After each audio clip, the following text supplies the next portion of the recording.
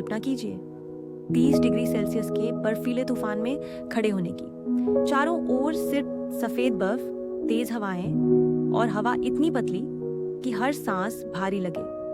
यही है नेपाल के पहाड़ों का असली रोजमर्रा का जीवन। एक ऐसी जगह जहां जिंदगी कठिन है लेकिन खूबसूरती से भरी हुई भी है। इन पहाड़ों में लोग गर्म घरों पर निर्भर रहते हैं। यहाँ परिवार और मवेशी दोनों ही जीवन का आधार है।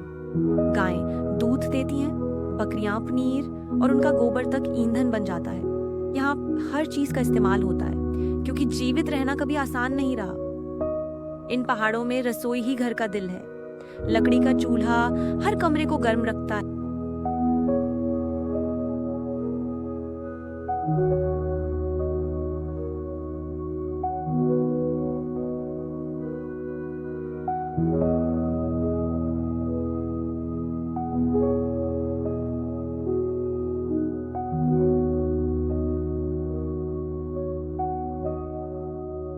दुनिया के ऊंचे पहाड़ों की सैर पर निकलने के लिए तैयार हो जाइए। एक सरल लेकिन दिल को छू लेने वाला अनुभव।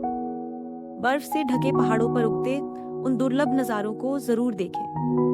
बर्फ की चट्टानों पर सवा के लोगों की छायाएं और बर्फ में एक दूसरे का पीछा करते बच्चों की हंसी आपकी यादों में बस जाएगी।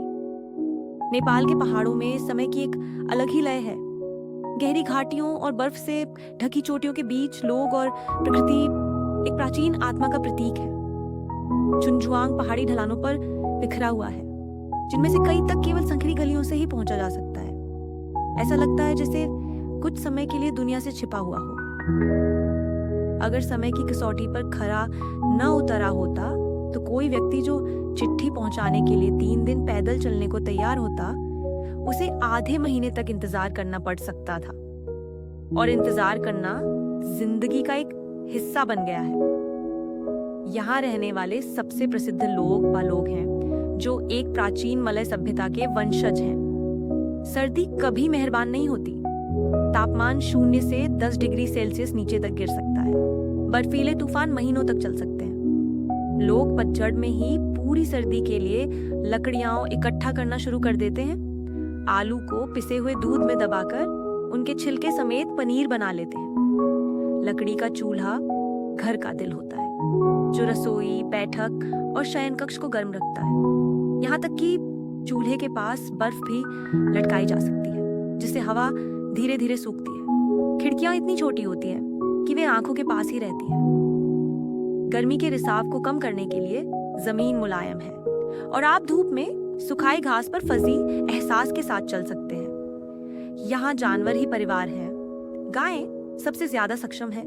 उनका मांस और यहाँ तक कि उनका गोबर भी भोजन के रूप में इस्तेमाल किया जा सकता है। वे बस चलती फिरती जीवन रक्षक थैलियां हैं। बकरियां फर और पनीर प्रदान करती हैं। कम ऊंचाई पर मुर्गियां अंडे देती हैं, जिन्हें थोड़े से नमक के बदले में दिया जा सकता है।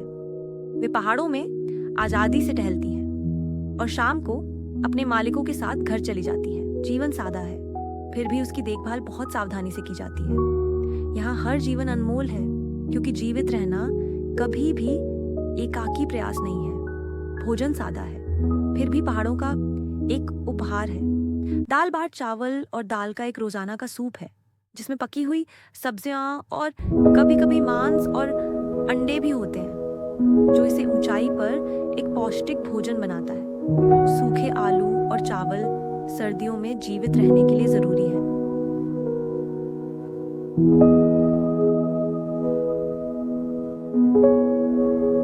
गर्मा गर्म मक्खन वाली चाय ठंडी सर्दियों में ऐसे लगती है जैसे कोई बच्चा आपको बाहों में भर ले।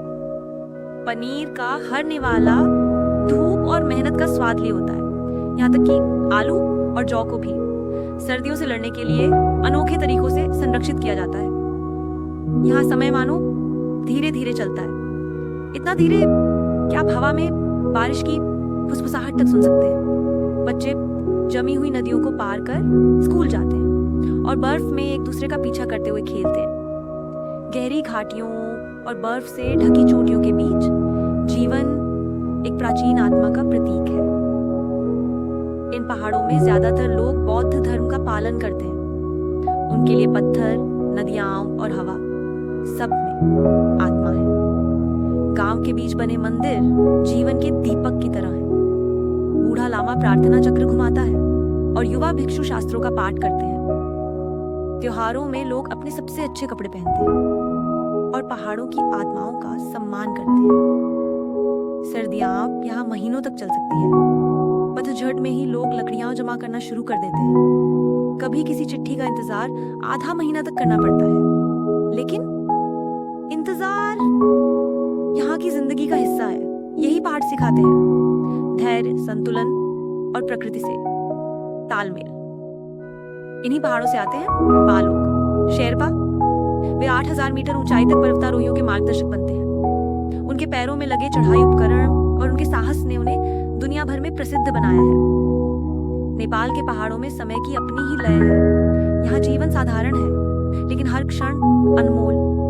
हर सांस में संघर्ष है और हर मुस्कान में जीत। जब आप इन बर्फीले पहाड़ों को देखेंगे तो समझेंगे कि कठिनाई के बीच भी इंसान और प्रकृति कितनी खूबसूरती से एक हो सकते हैं। तो तैयार हो जाइए दुनिया के सबसे ऊंचे पहाड़ों की इस यात्रा में, जहां जीवन कठिन है लेकिन दिल को छू लेने वाला।